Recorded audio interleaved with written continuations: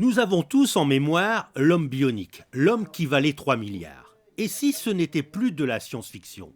On peut se le demander après la conférence organisée par le diocèse de Monaco sur le transhumanisme.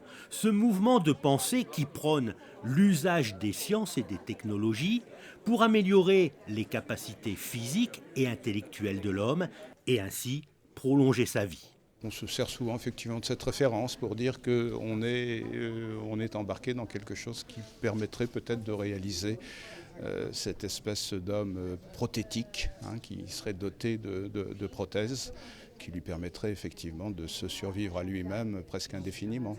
La santé connectée fait partie du plan transhumaniste, du programme transhumaniste, mais le transhumaniste est beaucoup plus large. C'est aussi la pensée intégrale, par exemple. C'est l'idée qu'un jour, on vous implantera Internet dans le crâne et vous serez donc immédiatement au contact du cyberespace. Pourquoi pas? C'est beaucoup de choses, le transhumanisme. L'espérance de vie est déjà allongée grâce aux produits anti-âge, mais surtout à ceux issus de l'industrie cosmétique et pharmaceutique. Mais aujourd'hui, les partisans du transhumanisme veulent augmenter les capacités de l'homme pour le faire vivre plus de 500 ans et pourquoi pas le faire devenir immortel. Ils décrivent toutes les améliorations et l'éventail des prouesses technologiques pour vivre plus heureux, en bonne santé et donc beaucoup plus longtemps. Nous gagnons 3 mois à peu près d'espérance de vie depuis plus d'un siècle et demi, mais la durée de vie extrême, elle ne progresse que très peu. Donc ce qu'on appelle les supercentenaires, les gens qui vivent plus de 110 ans, aujourd'hui la personne la plus âgée au monde a 117 ans, et la personne qui a vécu le plus longtemps dans l'histoire de l'humanité est décédée en 97, c'était Jeanne Calment, pas tellement loin d'ici.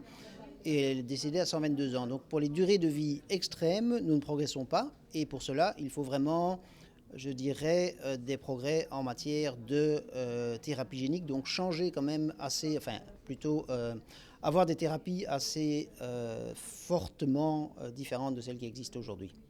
Mais voir l'homme qui cherche désormais à dominer sa propre nature pour assurer la maîtrise de son destin n'est pas sans poser de cruciales questions. Peut-on ainsi, sans conséquence, instrumentaliser le corps? Que deviendrait l'espèce humaine affranchie de sa vulnérabilité, sa conscience ou de ses émotions, qui furent les moteurs de son évolution?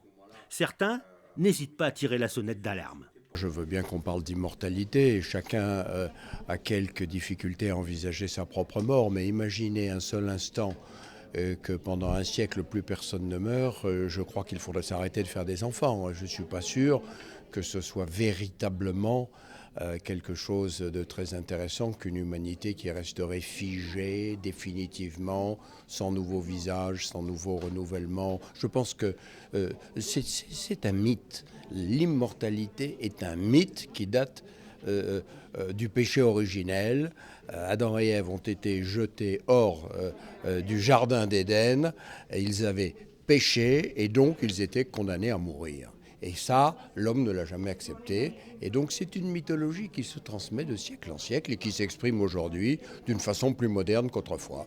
À l'origine, les transhumanistes sont majoritairement des ingénieurs, des chercheurs ou de jeunes geeks qui gravitent autour des grands laboratoires de recherche de la Silicon Valley. Ils s'appuient sur les avancées de la biotechnologie, des avancées qui permettent déjà de renforcer les capacités physiques humaines, comme les prothèses de jambes de l'athlète Oscar Pistorius, le cœur artificiel Carmat ou encore le squelette renforcé, une sorte d'armure qui décuple la force de celui qui la porte.